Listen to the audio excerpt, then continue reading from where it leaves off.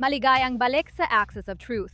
Nasa studio tayo habang kumapasok sa susunod na yugto ang digmaan ng US-Israel laban sa Islamic Republic. May bagong naratibong itinutulak sa Washington. Sinasabi ng media at social media na hindi na kontrolado ang digmaan. Ang Estados Unidos at Israel ay tila natatalo na sa digmaang ito. Kaya pag-usapan natin ito. Ang nakikita nating nagaganap na yung linggong ito ay hindi lang digmaan, kundi magkakaugnay na pagsisikap na baguhin ang kahulugan nito habang nagaganap. Kung Western lang ang sinusundan mong balita o komentaryo, iisipin mong nagkakagulo na lahat. Nawalan na ng kontrol ang Estados Unidos at Israel at nalilihis na ang kanilang kampanya. Ngunit iba ang ipinapakita ng totoong mga pangyayari. Hindi rin aksidente ang agwat ng pananaw at realidad na yon. Sinasadya itong likain. Simula natin sa pinaka-basic na punto na tila baga pinili ng buong media na balewalayan. Nang bigmaang ito ay ilang linggo pa lang talaga nangyayari. Ilang linggo pa lang. Tulad ng nakikita mo, may mga komentarista na akala ay mali agad kapag walang agarang pagbagsak. Parang inaasahan nilang agad matapos ang komplikadong layunin ng militar, tulad ng pagbuwag sa infrastrukturang nuklear, pagpapahina ng missile systems, at pagtama sa mga network ng rehimen sa iba't ibang larangan. Hindi naman ganun gumagana ang digmaan. Wala nang ideya ang Western media kung paano gumagana ang mga digmaan na yun. Wala silang pakialam sa timeline. Di nila naiintindihan ang pagkakasunod-sunod at wala silang pasensya sa mga operasyong idinisenyong humusad sa mga yugto. Ang inaasahan nila ay kapag hindi agad naresolba ang lahat, may mali na agad. May pumalpak daw, na hindi naman talaga pagsusuri pagdating sa digmaan, kundi ito ay kapangmangan. Tingnan natin kung ano talagang sinasabi ng Estados Unidos tungkol sa kampanya dahil mas mahalaga yon kaysa sa hysteria ng media sa social media. Malinaw na sinabi ng mga matataas na opisyal na may malinaw na mga layunin at may nagaganap na progreso ayon sa balangkas na yon. At ang mga layuning yon ay hindi malabo o walang hangganan. Ang mga ito ay tiyak at nasusukat. Ang layunin dito ay sirain ang programang nuklear at ang kakayahan itong buuin itong muli at pahinain ang programa ng mga balistikong misil at ang kakayahan itong buuin itong muli upang pahinain ang kakayahan ng rehimen na pundohan at suportahan ang mga teroristang proxy sa rehiyon at sirain ang mahahalagang infrastruktura ng rehimen para mabigyan ng pagkakataon ang mga tao na mag-alsa. Lahat man iyon ay nasa tamang direksyon. Iyan ang totoong nangyayari ngayon. Sa tuloy-tuloy at tumpak na pag-atake sa mga lugar ng paggawa ng misil, pasilidad ng drone, kagamitan pandagat, infrastrukturang konektado sa IRGC at mga sistema ng command at control na kailangan ng rehimen sa loob at labas ng rehiyon. Kapag tiningnan mo ang kabuuang larawan ng operasyon, makikita mong may sistematikong kampanya na unti-unting magpapahina ng kakayahan. Hindi ito isang magulong sitwasyon na wala sa kontrol. Ngayon, ihambing mo ang katotohanan yan sa kung ano ang ipinapakalat sa media. Si Piers Morgan ay sinabihan si Trump na umalis agad sa digmaan, na parang ang padalis sa kampanya sa gitna ay magdadala ng katatagan. May mga tulad ni Megyn Kelly na sinisisi ang Israel at sinasabing ang US ay naimpluwensyahan lang at hindi kumikilos para sa sarili nitong interes. Walang sinuman ang dapat mamatay para sa isang banyagang bansa. Sa palagay ko, hindi namatay ang 4 na tauhan ng militar para sa Estados Unidos. Para sa Iran o Israel, sila namatay. Pagkatapos, naroon ang Axios, kilalang kampiyon ng peking balita sa digmaan, na naglabas ng ulat na binigyang diin iyon. Ipinahayag ni J.D. Vance ang kanyang pagdududa tungkol sa mga pagtatasa ng Israel bago ang digmaan. Agad namang pinalabas ng Axios na parang ang Estados Unidos ay nalinlang o nadamay dito. At ang ebidensya, syempre, hindi pa nag-aaklas ang mga Iranian. Agad nababasag ang argumentong yan kapag tiningnan ang totoong nangyari. Tayo tahasang sinabihan ng mga Iranian na huwag munang mag-alsa. Sinabihan sila ng kabaligtaran. Sinabi ito ni na Crown Prince Reza Pahlavi, punong ministro Netanyahu at Pangulong Trump. Ilang araw lang ang nakalipas, pinagtibay ni CENTCOM Commander Brad Cooper na ang timing ng anumang panloob na pag-aalsa ay bahagi ng mas malawak na estratehikong plano ng US. Panuurin ninyo. Ito ang pangunahing mensahe ko. Una, ang target natin ay ang rehimen at Islamic Republic, hindi ang mga kahangahangang tao. Pangalawa, sundin pa rin ang aming payo. Madami na kaming mensaheng nagsasabing mag-ingat kayo. Wala namang pakialam ang gobyerno sa inyo. Nagpapalipad sila ng misil at drone mula sa okupadong lugar. Manatili muna kayo sa loob ng bahay. Ang latlo, ayon sa Pangulo, magkakaroon ng malinaw na senyales kung kailan kayo makakalabas. Tama. Ngayon, mahalaga ito dahil ipinapakita nitong ang nangyayari sa Iran ay hindi pag-aatubili o kabiguan. Disiplina ito sa magkakaugnay na paraan kung saan una munang nilalapatan ng presyon mula sa labas, pinahihina ang estruktura ng rehimen at saka lang nagkakaroon ng puwang para sa panloob na pagkilos. Sapat na ba ito? Di pa natin alam pero yan ang plano sa mga susunod na hakbang. Ibinubunyag nito ang patuloy na psychological operation para manipulahin ang publiko sa Amerika na pinangungunahan ng mga tulad ni Joe Kent. Mulay kong tinatanong, gaya ng ginawa ko noong nakaraang linggo, sino ang nagbabayad sa kanya? Kapag sinasabi ng mga kritiko na bakit hindi sila nag-aalsa, hindi nila kinikilala na ang mga taong yon ay sinabihang maghintay at bahagi ito ng plano. Ngayon, lumipat naman tayo sa panibagong gawa-gawang panik. Ang patuloy na pagkahumaling sa ideya ng pagpapadala ng sundalong panlupa sa Iran. Bawat ilang oras, may bagong komentong nagsasabing mauwi raw ito sa nangyari sa Iraq. Malapit na ang pananakop at posibleng maging pangmatagalang okupasyon o walang katapusang digmaan. Pero ang argumentong yan ay nakabatay sa maling pagkaunawa o sadyang pagbaluktot ng katotohanan. Oo, may usapan na ngayon tungkol sa Special Operations Forces at limitadong ground elements na. Sa totoo lang, hindi na dapat ikagulat. Ang mga pag-uusap na iyon ay konektado sa mga particular at mahalagang layunin, kabilang na ang pag-secure ng mga critical na lugar tulad ng Karg Island, na sentro ng daloy ng enerhiya sa buong mundo. O posibleng kubilos para siguraduhin o alisin ang highly enriched uranium na iyon, yung 400 kilo para maiwasan ang paglala o pagpapalaganap nito ng Republikang Islamiko. Ngayon, pareho yon ay tiyak at takdang panahong misyon na konektado sa estratehikong pangangailangan ng Estados Unidos. Ang pagsama-sama niyan sa nangyari sa Iraq ay sa totoo lang tamad na pagsusuri lang.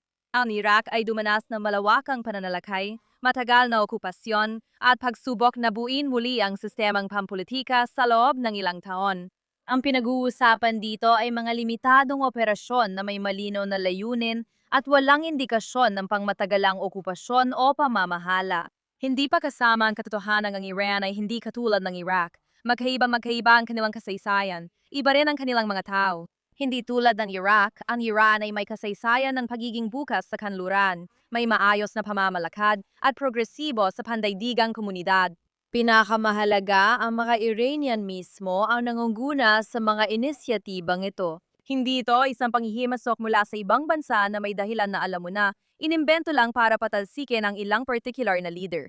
At gayon pa man, ang pagkakaibang yon ay palading binubura, dahil ang Iraq ay madaling banggitin kung ang layunin ay patahimikin ang diskusyon, imbes na harapin ang mga katotohanan at ang totoong nangyayari sa isang komplikadong sitwasyon.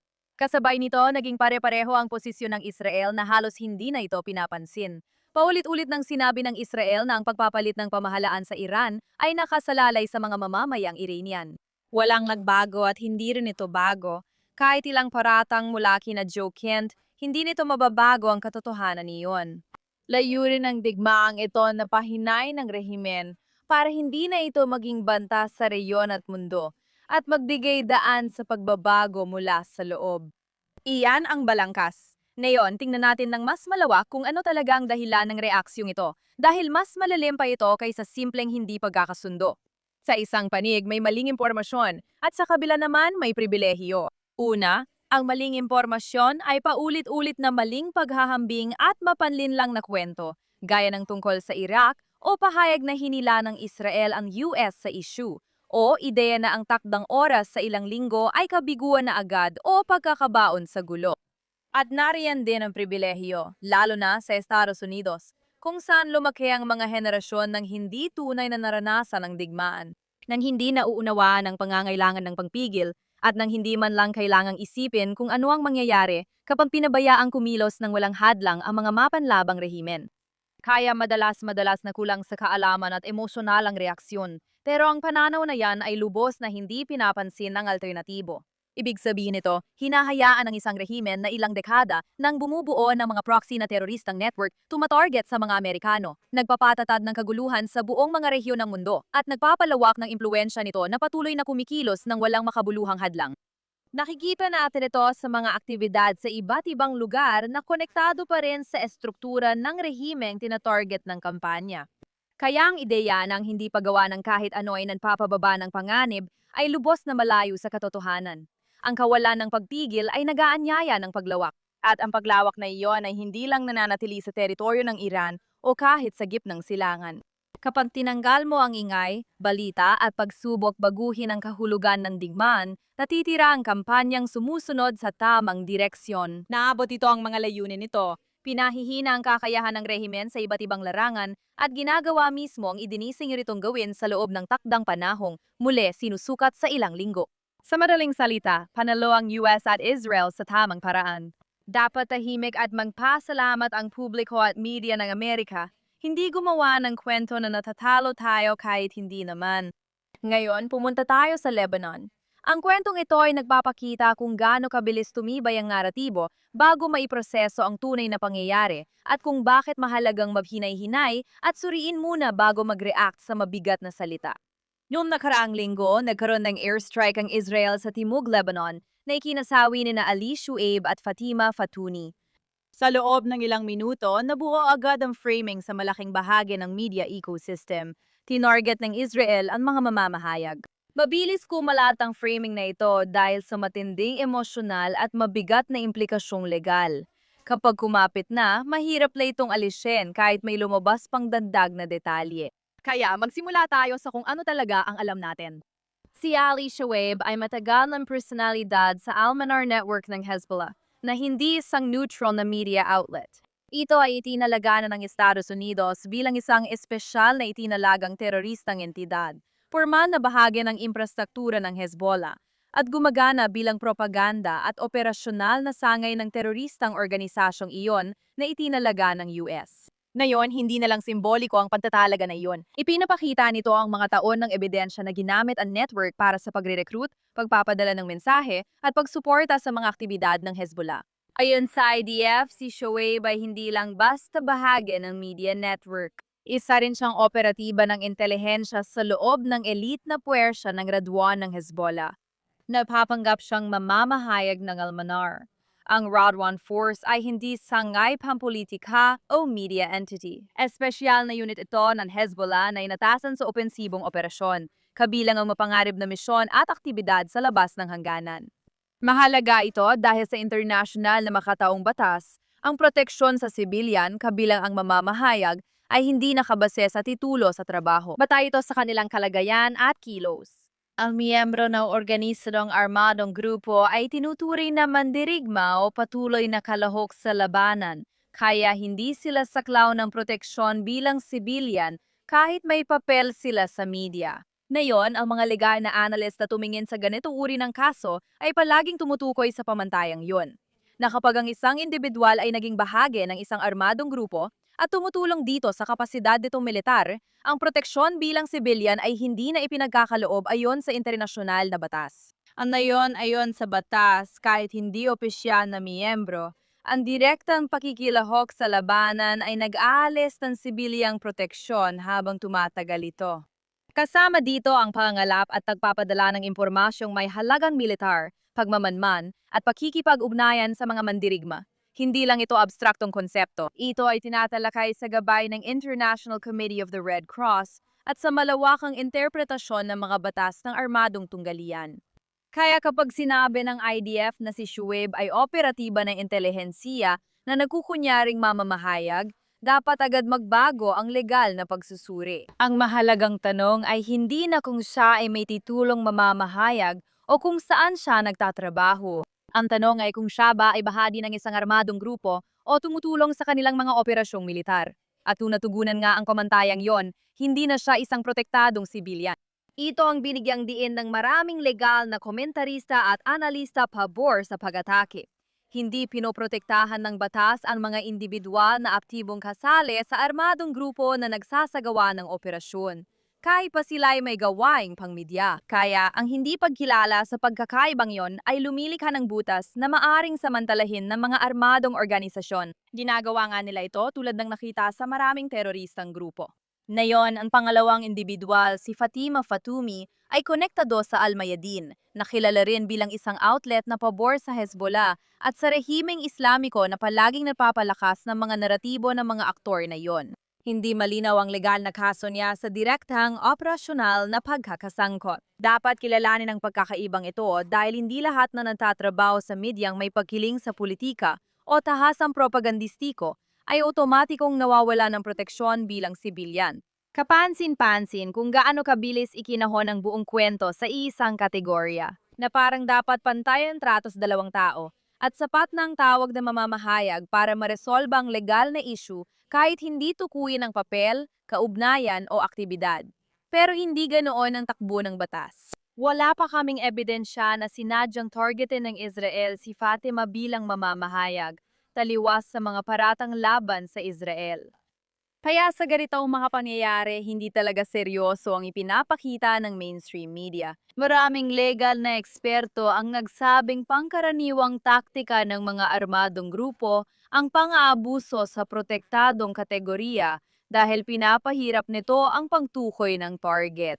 Nagkakaroon ito ng epekto sa reputasyon kapag may mga pag-atake, lalo na sa kaso ng Israel. Kita natin na hindi aksidente ang paglalagay ng operatiba sa sibilyan o quasi-sibilyang tungkulin pati sa media. Estratehiya ito ng mga grupong tulad ng Hezbollah na ginagamit ang mga proteksyon habang pinahihina rin ang mga ito. Gusto ko ring ginawin ito sa personal na antas dahil bilang mamamahayag, mas nakakagalit ang sinadyang pagkalabo ng hangganan dahil nagpapalabo rin ito ng kwento. Linalagay nito sa panganib ang mga tulad kong tapat lang nagtatrabaho. Ibig kong sabihin mga totoong mamamahayag na pumupunta sa war zone na walang armas o proteksyon, kundi ang batas, umaasang maunawaan na sila'y sibilyan na nagdodokumento lang, hindi nakikilahok. Kapag ginagamit ng mga armadong grupo ang pamamahayag bilang panakip, at tulad ni Ali Shuaib na nagpapakilalang mamamahayag habang sangkot sa gawaing intelihensiya o militar, nawawala ang linya sa pagitan ng mga ito. Sa totoo lang, mas pinapanganib nito ang bawat lehitimong mamamahayag doon. Dahil sa susunod na humahawak ng kamera, dapat nating itanong kung nagdodokumento sila o may operasyon ba silang ginagawa. Ang kalabuan na ito ay nagdudulot ng panganib sa buhay sa mga lugar ng digmaan. Numalala ito kapag ayaw ng media organizations kilalanin ang pagkakaiba at pinapalakas ang ideyang lahat ng kaugnay sa press ay otomatikong protektadong sibilyan, anuman ang aktual na ginagawa nila. Kung titingnan ang reaksyon sa pag-atake, agad makikita ang matinding galit tukol sa kalayaan ng pamamahayag, sa di umano'y pag-target sa mga mamamahayag, at sa ideya ng paglabag sa pandaigdigang pamantayan. Karamihan sa galit ay dahil sa hindi kumpleto o sadyang pinasimpleng pag-unawa kung sino sila at paano naaangkop ang batas sa kanila. Kulang isa sa kanila ay ayon sa ulat, operatiba ng Hezbollah Radwan Force na nagpapanggap na mamamahayag, hindi siya itinuturing na sibilyan sa legal na pananaw at hindi maaaring suriin ang pag-atake based lamang sa mga proteksyon para sa mga mamamahayag. At heto siya na uniporme ng Radwan. Hindi rin ibig sabihin na lahat ng pag-atake ay otomatikong makatarungan. Hindi nito inaalis ang pangailangan sa proporsyonalidad o beripikasyon sa ilalim ng mga batas ng armadong tunggalyan, pero binabago nito ng malaki ang uri ng target. Hindi na ibabalita sa media ang bahaging yon, kaya hindi lang ito simpleng hindi pagkakasundo sa isang insidente. Mas malawak itong kakulangan o minsang pagtanggi na talakayin ang totoong legal na pamantayan sa armadong labanan. At kapag pinagsama pa ito sa media na mas inuuna ang framing kaysa sa tamang impormasyon. Sa isang digmaan kung saan ang impormasyon ay pinag-aagawan na parang teritoryo, ang pagkakaibang iyon ay talagang maaaring magdala ng malaking epekto sa pag-unawa ng publiko. Kapag di mo na matukoy kung sino ang sibilyano mandirigma, mawawala rin ang kakayahang magkamakabuluhang pag-uusap sa mga susunod na usapin. Na siyang eksaktong nakikita nating nangyayari sa media ngayon. Pati na rin, syempre, sa social media. Kaya tapusin na natin ito sa mabuti, masama at pangit. Simulan natin sa pangit at dito talaga nahuhubad ang maskara. Dahil matapos lahat ng ating napag-usapan, ang manipulasyon ng media, ang paglalabo sa mga hangganang iyon, at ang sinadyang maling paggamit ng wika. Ngayong linggo, nakita mo ang isang bagay na tumatagos sa lahat ng iyon at naglalantad kung ano talaga ang sistemang ito. May mapagkakatiwala ang ulat at video na nagpapakitang ang milisyang suportado ng Islamic Republic ay lumilipat mula Iraq papuntang Iran para suportahan ang rehimen. Hindi ito maliit na detalye o pangalawang pangyayari.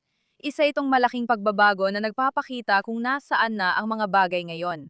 Hindi pinag-uusapan dito ang impluensya, pagpopondo o malayo ang koordinasyon. Tinutukoy natin ang mga dayuhang mandirigma na mismong tumatawid papasok sa Iran para suportahan ang rehimen sa oras ng matinding presyon. Nangyayari lang ito kapag ang gobyerno ay wala ng tiwala sa sariling kakayahang magpanatili ng kontrol. Ang ipinapakita nito ay isang rehimen na lalo nang humaasa sa panlabas na puwersa para mapanatili ang sarili nito sa loob ng bansa.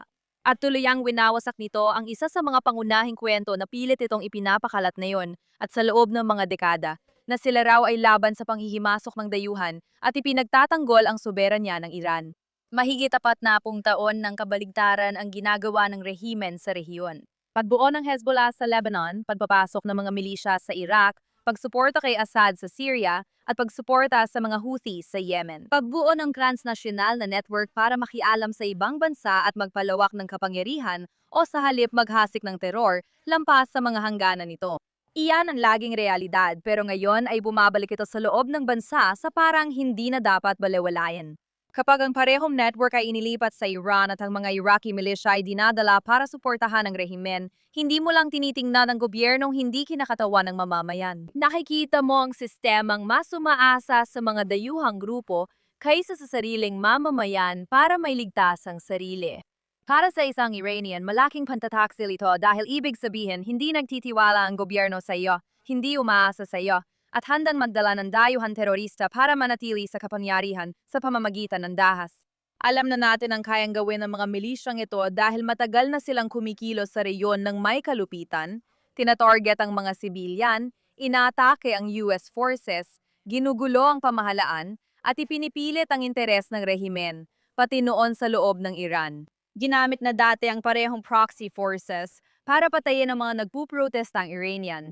Kaya ang ideya na ang mga parehong puwersang ito ay maaaring gamitin muli sa loob ng Iran laban sa mga sibilyang Iranian ay dapat talagang ikabahala at dapat malaman ito ng buong mundo. Ipinapakita rin nito kung gaano kalayo ang kayang gawin ng rehimeng ito para manatili sa kapangyarihan. Pinapawalang bisa nito ang lehitimasyon ng rehimen dahil ang gobyernong nagpapasok ng mga dayuhang terorista para mapanatili ang sarili sa gitna ng krisis ay hindi tunay na pambansang otoridad. Gumagana ito bilang isang mekanismo ng pagkaligtas, inuunang sariling kapakanan kaysa sa mga taong sinasabi nitong kinakatawan nila.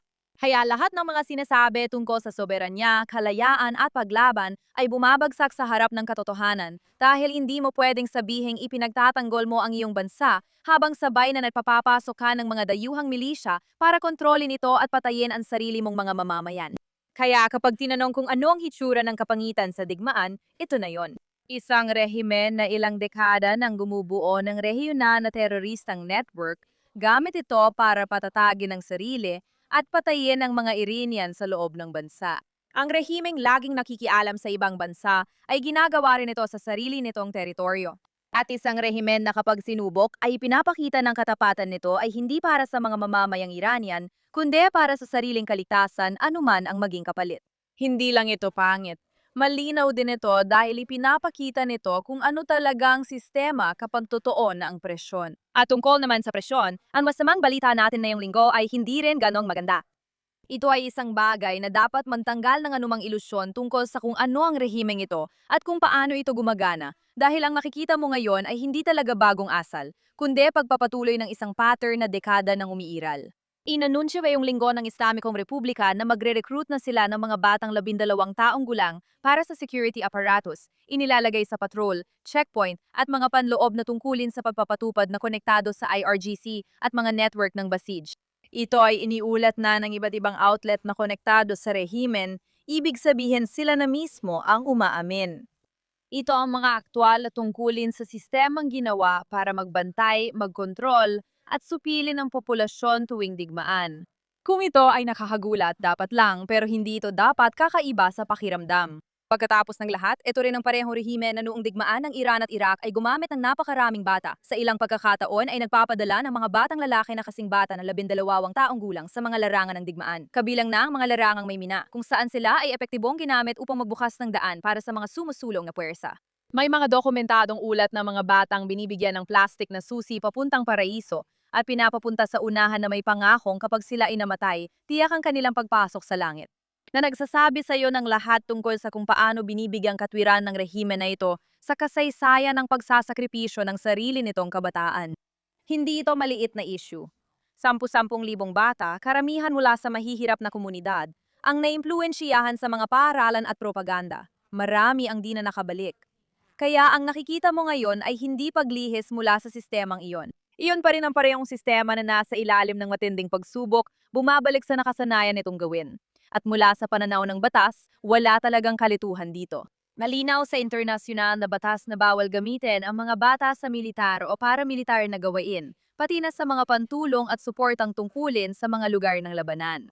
Ang pagre-recruit ng 12 taong gulang sa patrol at checkpoints kaugnay ng digmaan ay hayagang paglabag sa pamantayan at nagpapakita ng matinding kawalang pakialam sa pangunahing proteksyon para sa mga menor de edad.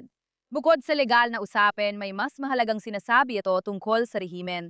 Kapag pilit hinahatak ng gobyerno ang mga bata sa seguridad sa gitna ng digmaan, ibig sabihin hindi ito matatag at nagpapanik para manatili sa kontrol.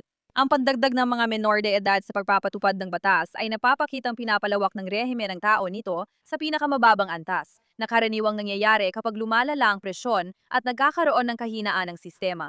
May isa pang mahalagang aspeto. Handa ang rehimen na patayin ang sarili nitong kabataan. Sa mga nagdaang protesta, daan-daang sibilyan, kabilang ang daan-daang bata, ang napatay ng IRGC at mga estrukturang ngayon ay kumukuha ng mga menor de edad. Iyan ang sistemang pinapasuhan ng mga batang ito, isang sistemang ginamit na laban sa sarili nilang henerasyon. Ang rehimen ay may kasaysayan ng pagsasakripisyo ng mga bata sa digmaan, muli na naman ngayong nagre-recruit ng mga bata, at napatunayan na ring handa itong gumamit ng dahas laban sa kanila.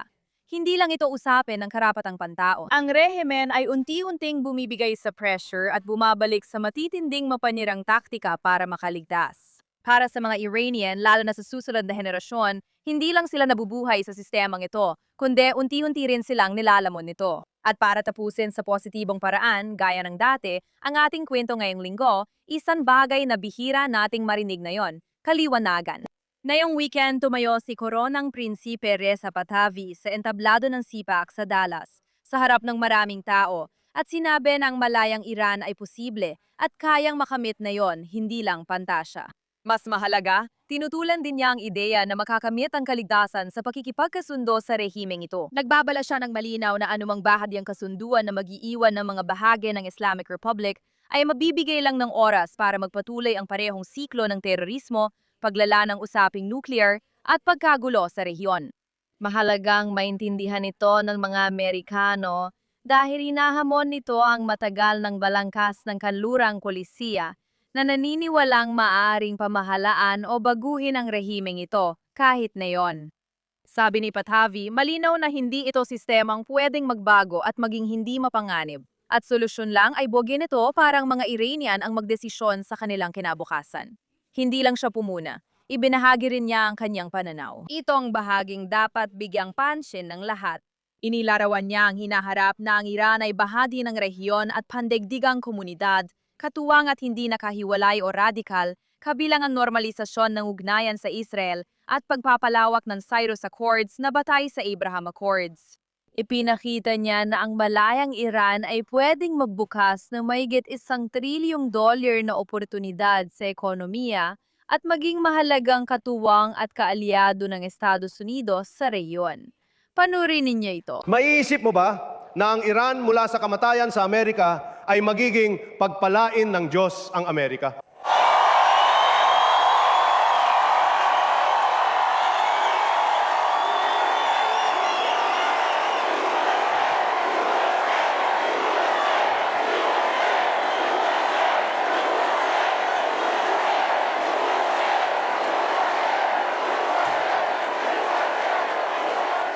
Nakakatuwang reaksyon talaga yon. Gustong-gusto ko makita, lalo na ang sigawang USA, USA na kamangha-mangha rin.